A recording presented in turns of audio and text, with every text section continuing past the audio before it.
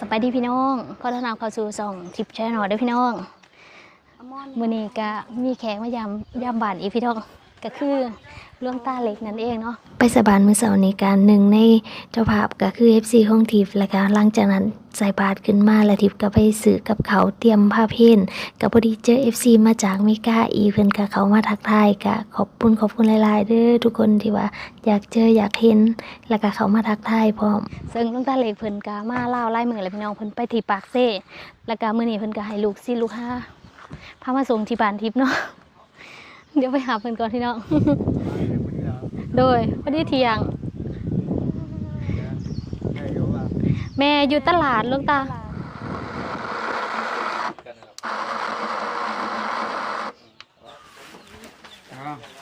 มีลูกหลานกาลสินธุ์กันเนี่ยอะไรนะก่อนมาเกก่อนมาตั้งเฉยๆไม่ได้ไม่กินหรอกตั้งมาเกนะพระจำไหมจำพลาดเลยว่ะจำพลาดบ้านะเดี๋ยวติดคอคนที่โดนสมาฮะจะพูดได้สิสมาไม่ได้แล้วแต่งตัวดีขึ้นเนี่ยว่างั้นนะหลวงตาจำไม่ได้แล้วไม่กล้าเดินใกล้แล้วนี้แล้วมาเลยอันนี้อยู่ที่จำปาสักจะคนตาอะไรคนจำปาสักจำปาสักผมจำปาสักนั่นเลยบวชซ้ำเท่านะ25นี่ละโอ้ครับนะได้แต่กับหลายตัวอยู่ในนี้นั่นเดี๋ยวจะมาเลยนะ25 พรรษาแล้วครับ25 พรรษานี่อยู่วัดลาวนี่มันมาผมมาจากนู่นมาจากที่วัดนครนายกแล้วก็มาเรียบท่านแล้วมาดูแลมาดูแลว่ามีคนมาเข้าวัดหรือยังแต่คนไม่เข้าวัดก็จะช่วยกันไปประโคมข่าวเข้าวัดผักไตเนาะปกติก็อยู่วัดปกติท่านอยู่ที่วัดที่กาฬสินธุ์นะครับท่านอยู่ที่กาฬสินธุ์ครับผมอยู่ที่กาฬสินธุ์วัดอะไรนะวัดป่าธรรมดานี่แหละป่ารัศดรทั่วไปรัศดรที่รัศดรทั่วไปได้เห็นอยู่ในคลิปน้องทิพย์ที่อยู่ในครนายกได้ก็เลยดูนะนี่ตัวจริงมาแล้วเห็นตัวจริงก็อยู่ที่วัดป่าหลวงพ่อถาวรก็อยู่ที่นั่นท่านเป็นคนสร้างวัดที่นั่นแหละแล้วก็ไปสร้างวัดไว้แล้วก็ศพท่านอยู่ที่นั่นน่ะอยู่ที่เดี๋ยวนี้ศพท่านยังอยู่ที่นั่นน่ะอยู่ที่วัดป่าที่ตะวันนิมิตรนั่นแหละที่ผมอยู่นี่แหละยังอยู่เก็บไว้ในที่เจดีย์ก็เลยเป็นที่สักการะบูชาของลูกหลานโอ้อาจารย์มหาถาวรนั่นเป็นอุปชาเลยคุณเทพวิมลญาณเทพวิมลญาณเป็นอุปชาบวชได้บวชท่านก่อนเลยบวชท่านได้เป็นลูกศิษย์ท่านไปอยู่นั่นแล้วก็เลยบวชกับท่านไม่บวชที่วัดปทุมมาเลยที่บวชท่านไม่ได้ประจำที่นั่นท่านสร้างวัดเฉยๆท่านอยู่วัดปทุมท่านเป็นผู้ช่วยเจ้าวาดปทุมเป็นแนวทางวัดไว้ทั่วไปแหละแต่ว่าท่านไม่ได้เป็นเจ้าวาดเป็นลูกศิษย์นั้นไปในมีที่อินเดียก็มีวัดเนรัญชราวาสที่นิวยอร์กก็มีนะที่ก่อสร้างไว้2 วัด 3 วัดที่อเมริกานะท่านหลวงพ่อสร้างไว้มีเยอะตอนนี้หลังจากที่แบบว่าไม่ได้เมาเบียร์เมารถฮะขับรถเนี่ยมาแต่กระสินแดนหลอยลงปูหัวเลยปูคนได้แลนได้แลนไม่เดียวเลยคิดว่ามาขั้นบ่มีลูกปูก็คือให้ถอดเกิบถอดรองเท้าค่ะอยู่ตรงนู้นอยู่ตรงรองเท้าเป็นคนตอนนี้หลังจากที่แบบคนลาวเอาตีเล็กๆนะทำยังมาแล้วค่ะก็สวัสดีเพื่อนว่าสบายดีเอาเราไทยก็ไทยลาวได้แบบนี้กับบ่ได้คิดว่าเราเป็นคนลาวคือกันตอนนี้อยู่ที่ตอนนี้จังเลยตอนนี้ทีบกับทีมงานแล้วก็พระอาจารย์เนาะที่ว่าเพิ่นเดินทางมาได้พากันมากราบไหว้สักการะบูชาที่หอไตรปิฎกเนาะพี่น้องดวงตาเล็กเพิ่นอยากเห็นเบิ่งทีมงานเฮามีแต่ผู้อุลุยอิลีกินข้าวแสบนอนรับเรียงดีจริงๆเลยทีมงานนี้ และเขาแต่ละปีสิบ่ให้มันอึดได้จังได้หลวงปู่ ออกจากฮอไตมาก็เดินทางกลับบ้านซึ่งในระหว่างทางกลับบ้านก็จะผ่านบ้านข้อเนาะก็ได้พาหลวงปู่หลวงตาแวะส้มหมู่บ้านของน้องซิงซองและก็น้องนี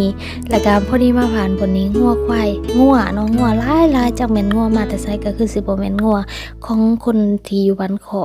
เท่านั้นดอกคิดว่าน่าจะเป็นงัวมาติดลายแถลายว่าก็เลยจอดรถให้หลวงปู่หลวงตาได้ไปชมบรรยากาศเห็นว่าเป็นบรรยากาศดีขนาดเลยน้องกำลังยามแลงแล้วก็ตะเวนกำลังสิตกดินหลังจากนั้นก็ได้มาแวะจอดถามน้องจิงซองหน่อยนึงแล้วก็สิไปแวะน้องนีต่อหลังจากนั้นก็สิได้ไปส่งหลวงตาอยู่ที่วัดพ้นงามเนาะเพราะว่าเพิ่นจะนอนอยู่บนหันคันด้านไปก็ยันมันสิค่ำก่อน ได้ป่ะที่ไปโรงพยาบาลนะนี่ให้ตาแก้วไปแก้วมรกตแล้วโน่นนี่ ทำได้ จะเป็นไงไหนนั่นไม่ได้นั่นไม่ได้นี่ไม่ต้องได้นะ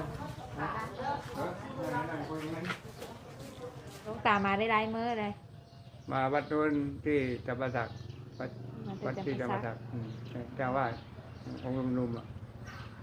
อันนั้นที่องค์ท่านเป็นปู่ท่านมาจากกาฬสินธุ์ท่านมากรดานะทีนี้จะมาหลวงตาก็มาจากวัดนู้นไงที่จำปาสักมาดูวัดจันทร์จรังสีนะแล้วก็มาดูแลวัดว่าเขาสร้างวัดได้ถึงไหนแล้วจะมีเงินก็สร้างวัดบ้างก็ได้นะไม่เป็นไรหรอกรับหมดแหละเพราะว่านะโรคภัยไข้เจ็บกระเฮือน ให้พร หายไปแข็งแรง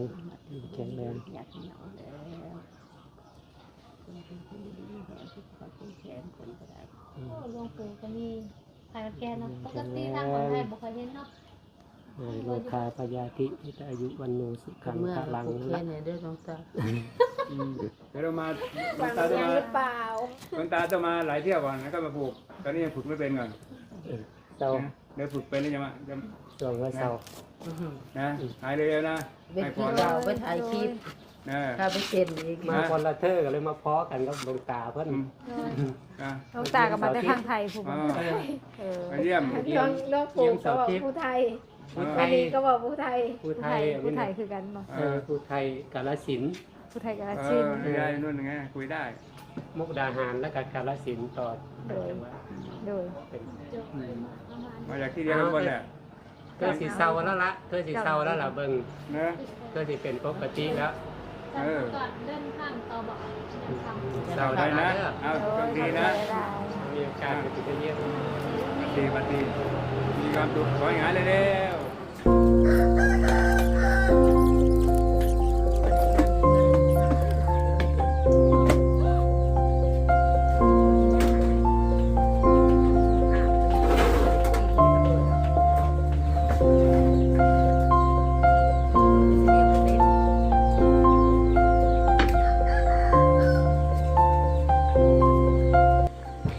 สวัสดีตอนเสาร์พี่น้อง ตอนนี้ทิพย์กับทีมงานก็มาที่วัดพ้นงามพี่น้องก็คือมาแต่งผ้าเขาวจังหันหลวงตาเหล็กแล้วก็ลูกศิษย์เพิ่นแม่นพักอยู่ที่วัดพ้นงามเนาะวันนี้ก็เลยแบบนิมนต์หลวงปู่มาสั้นเขาที่วัดพ้นงามเลย ซึ่งทิพย์ก็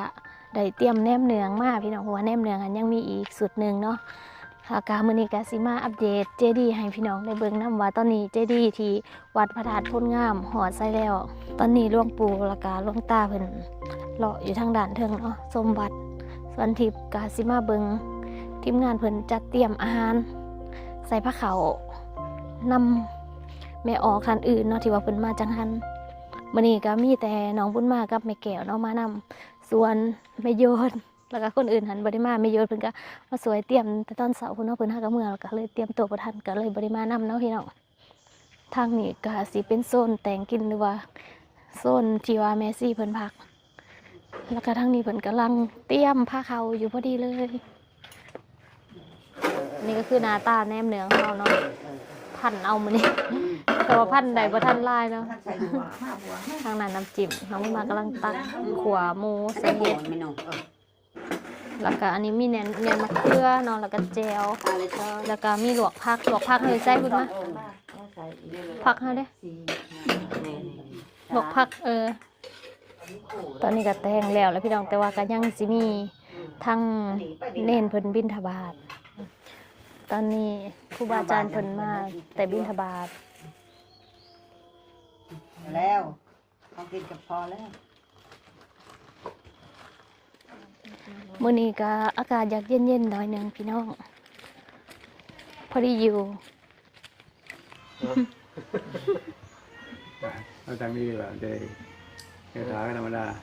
เรียน เอาอะไรก็ได้ วันอาจารย์วัน นะ ผมขึ้นไปแล้ว ลืม รับพรเด้อรับพร ต้อง อิยะทาวะลิวะหาปุลาปริปุเรนติสาทะลัง ภาวันตุเต ในควันก็คือกันมีจักสำนักเลย มาหลายสำนักเป็นสีแล้วก็ สามเสียงแล้วจะมาในสี่เสียงเลยสี่สำเนียงสี่สำนองสำนอง ที่จริงก็บ่ได้ให้ทำนองนี่ดอกปัจจุบันก็ได้คนละ ครับ นะยกเอามา ทิปข้าวมา ปฏิกิริยาอันเลยพูดได้เลยยกนั่นเดินหมดเลยเดือนมาเร็วมาเลย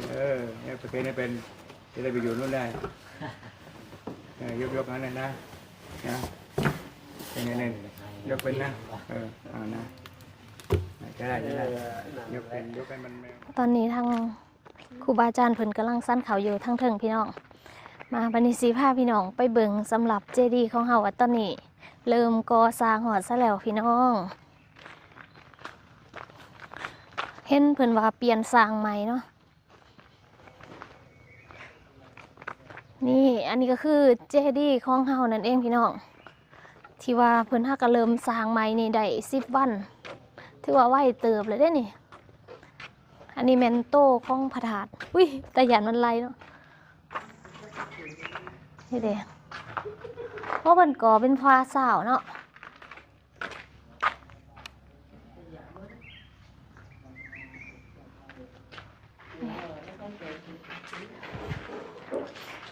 ตอนนั้นสร้าง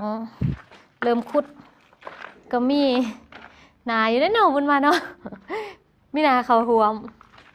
ตอนเริ่มขุดทาน ต่อไปก็ ให้ลูกฟัง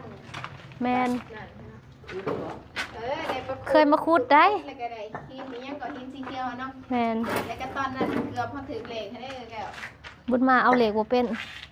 ไว้อยู่เนาะสร้างใหม่เนาะจักคนนี่บัดนี้มื้อนี้มาซองปกติมีจักคนโอ้ปกติมี4มื้อนี้เพิ่นค่าเวียกเพิ่นมาซอง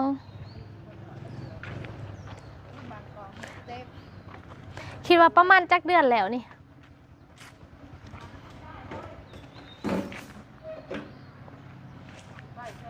ขนาดความกว้างแล้วแม่นเพิ่นว่า6 เมตรคูณ 6 เมตรนี่ทางด้านนอกพี่น้องนี่เนาะก็ถือว่าเงินที่พ่อแม่พี่น้องแฟนคลับหลายฐานทางในลาวแน่ในต่างประเทศแน่อย่างเช่นก็อยู่ประเทศไทยแล้วก็อเมริกาแล้วก็อังกฤษเนาะแล้วก็ประเทศอื่นๆที่เพิ่นได้โมมาผ่าน2ทริปเนาะก็ได้มาถวายเพื่อสร้างเจดีย์ตอนนี้ก็เพิ่นก็เริ่มสร้างไปแล้วเนาะเริ่มเป็นหูเป็นหางแล้วพี่น้องแต่ว่าตอนนี้ก็งบประมาณก็บ่ทันได้เพียงพอเถือเนาะเพราะว่าการสร้างพระธาตุหรือว่าในการประกอบส่วนสร้างวัดนี่ก็ถือว่าใส่งบประมาณค่อนข้างหลายคือตัวนี้ที่เพิ่นประเมินไว้ประมาณตอนนั้นที่บ่แน่ใจว่าที่ประเมินไว้เท่าไหร่ประมาณ5 ล้าน 6 ล้านบ่ตอนนั้นเพราะว่างานวัดนี่เป็นงานศิลปะเนาะเฉพาะขาแห้งนี่ก็หลายเลยเด้ เนาะสำหรับพระธาตุเจดีย์อีกทีนึงเนาะเผื่อว่า FC เขามาใหม่อาจจะบ่ฮู้ประวัติความเป็นมาของวัดพ้นงามนี่ก็คือบอนนี้ก็คือเป็นจุดเริ่มต้นของประวัติวัดพ้นงาม แต่ก่อนละแม่นเพิ่นสิค้นเขาข้อเงินทองเนาะเผื่อไปสร้างพระธาตุพนมเพราะว่าพระธาตุพนมเวลาเพิ่นสร้างเพิ่นก็สิหาเขาของเงินทองของมีค่านะพี่น้องจากหลายทิศทางเพื่อมาประกอบสร้างและหนึ่งในนั้นก็อยู่บ้านเฮานี่แหละเพิ่นก็ได้คนไปเพื่อที่จะสร้างแล้วพอดีว่าคนมาหอดนี้พอดีได้ยินข่าวว่าวัดพระธาตุพนมเพิ่นสร้างแล้วเนาะเพิ่นก็เลยว่า ฮอดบ่ได้ให้ฟังไว้บนหันเนาะสำหรับทรัพย์สมบัติที่คนมาเพิ่นก็เลยได้มาฟังไว้ที่สถานที่แห่งนี้เนาะแล้วก็เพิ่นก็ได้ขุดดินจนกลายเป็นหนองเนาะแต่ก่อนเพิ่นเอิ้นหนองงูปัจจุบันนี้ก็เอิ้นว่าหนองสลาดแล้วพี่น้องดินที่ขุดจากบนนั้นก็คือมาถมทรัพย์สมบัติในนี้ก็เลยกลายเป็นโพนงามเป็นวัดโพนงามนี่แหละแต่ก่อนหันก็จะเป็นดินเพียงๆแต่ว่าหลังจากถมแล้วก็จะเป็นโน่นขึ้นมาแล้วเพิ่นก็ได้ปกปักรักษาทรัพย์สมบัติเหล่านี้โดยการสร้างวัดเนาะเพราะว่าถ้าบ่มีวัดเมื่อก่อนก็อาจจะยันมีแบบคนมาเอาเครื่องไปนะเพิ่นก็เลยสร้างเป็นวัดไว้เพื่อปกปักรักษาอันนี้ก็คือเจดีย์เดิมหรือว่าบ่แม่นเจดีย์เนาะที่แบบเพิ่นฟังไว้บนนี้แต่ว่าเฮ็ดเจดีย์นี่เพิ่นก็ยังอยากอนุรักษ์บอนเก่าไว้เนาะบ่ให้เตะต้องเพิ่นก็เลยมาสร้างเจดีย์ที่อยู่ใกล้ๆกันนี่แหละพี่น้องและก็ในสถานที่แห่งนี้ก็มีย่าแม่จ้องว่องเนาะที่ว่าเพิ่นเป็นคนเฝ้าทรัพย์สมบัติซึ่งเพิ่นก็ได้สร้างเป็นรูปปั้นของย่าแม่จ้องว่องไว้บนนี้แล้วก็หอแห่งนี้ก็ห้ากระไดมาวังบ่กี่เดือนนี่ประมาณเดือน1 2เดือนนี่บ่ที่ว่ามีศรัทธาญาติโยมสวยสร้างหอใหม่แต่ก่อนจะเป็นบอนกับไว้ธรรมดาเนาะตอนนี้ก็ได้เป็นหอมาแล้วเนาะกราบไว้เพิ่นก่อนคลิกออกว่า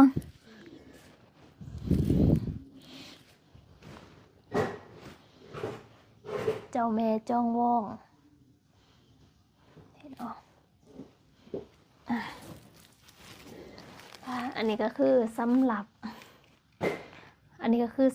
วัดโพนงามเนาะพี่น้องถ้าพี่น้องท่านใดแฟนคลับท่านใดมีจิตใจใส่ศรัทธาอยากความสร้างเจดีย์แห่งนี้กับทางทีมงานของทีมหรือว่าทางญาฐานใหญ่ก็คือญาฐานแก้วสิริปุญโญที่ว่าเป็นญาฐานใหญ่ประจำเมืองเราเพิ่นก็เป็นอปส.เมืองก็สามารถติดต่อมาผ่านทีมงานได้หรือว่าติดต่อยามบ่เรียนก็ได้เด้อพี่น้องยังบ่ทันได้เพียงพอเทื่อเนาะเห็น FC หลายท่านเพิ่นก็ถามมาอยู่ว่าตอนนี้สร้างฮอดไซส์แล้วบ่เห็นอัปเดตให้เบิ่งแต่เฮิงแล้วเนาะสำหรับวัดโพนงามมื้อนี้ก็ได้มาอัปเดตให้พี่น้องเบิ่งนำแล้วเด้อทางนี้ก็จะเป็น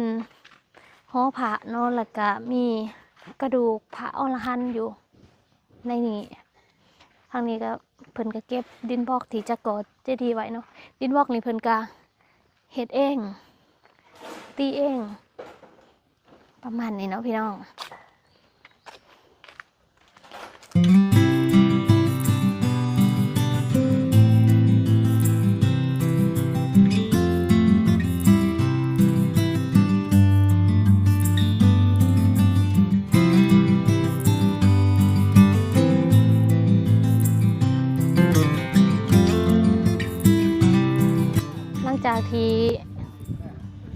หลังจากที่จังหันเรียบร้อยเนาะพี่น้องก็ได้ออกมาทางนอกแล้วเขาก็ได้ไปทีนึงมาแล้วเนาะตอนนี้มาแวะอยู่ที่โรงเรียนอนุบาลแสงเจริญ1พอดีทิพมาแวะถ่ายห้องน้ำเพราะว่าตอนที่เห็นห้องน้ำแล้วตอนนั้นหันบ่ทันได้ถ่ายเนาะเพราะว่าเทื่อทีมาตอนนั้นหันแม่นเพิ่นบ่ทันได้ติดกระจกเด้หรือว่าบ่ทันได้ติดแวนแต่มาเทื่อนี้เพิ่นติดแวนเรียบร้อยแล้วพี่น้องอันนี้ก็คือห้องน้ำของเราเนาะมีอ่างล้างมือมีน้ำนี่มันบ่มีบ่นี่อยู่เพิ่นบ่ได้โอ้อัดไว้ย่ามอยากใส่แล้วจึงเปิดบ่ใส่จะเปิดอ๋ออันนี้แวนเพิ่นติดเรียบร้อยแล้วเนาะขี้ฝุ่นลายในย่ามนี้เพราะว่าลมบ่มันลายทรายมันไปอ๋อถ้าเปิดเลยน้ำมันบ่อยู่น้ำมันบ่พอปิดมันบ่อยู่นี่เนาะพี่น้องอันนี้แม่นเฮาใส่ท่อดำแล้วสบายเนี่ยอันนี้ก็แม่นห้องน้ำของเฮาเนาะซึ่งเพิ่นก็ใส่ปกติอยู่เดี๋ยวนี้ลองเลยเด้ลองใส่เลยมีคนเขาอยู่เนาะห้องนั้นนี่ถือว่าเรียบร้อยสำหรับห้องน้ำเฮา หลังจากนั้นก็ได้กลับขึ้นมาที่วัดพลงามเพราะว่าหลวงตาเล็กเพิ่นสิเดินทางกลับปากเซ่ลูกศิษย์เพิ่นเดินทางมาหาบเนาะลูกศิษย์ก็คือเป็นคนที่ว่าได้พาหลวงตามามื้อวานนี้มาส่งอยู่ที่ปานทิพย์แล้วก็ได้ออกไปฮอดได้นำกันหลังจากนั้นก็ลูกศิษย์ก็เดินทางไปพักอยู่ที่ในเมืองหรือว่าในนครไกรสอนไปยามพี่ยามน้องของเพิ่นแล้วก็ในตอนเที่ยงของมื้อนี้เนาะก็ได้เดินทางออกมาหาหลวงตาอยู่ที่วัดพลงามเพราะว่าที่มันยังมีธุระสิไปต่อเนาะเป็นเวียกส่วนตัวนะพี่น้อง กะหลวงตาเพิ่นก็สิเดินทางกลับเนาะลูกศิษย์เพิ่นก็มารับอยู่นี่ก็ขอให้หลวงตาครูบาพร้อมโดยลูกศิษย์เดินทางตลอดปลอดภัยโอกาสหน้านิมนต์มาเยี่ยมยามใหม่กะสำหรับคลิปนี้กะทิปกะสิจบไว้เพียงเท่านี้เด้อพี่น้องเจอกันใหม่ในคลิปหน้าสบายดี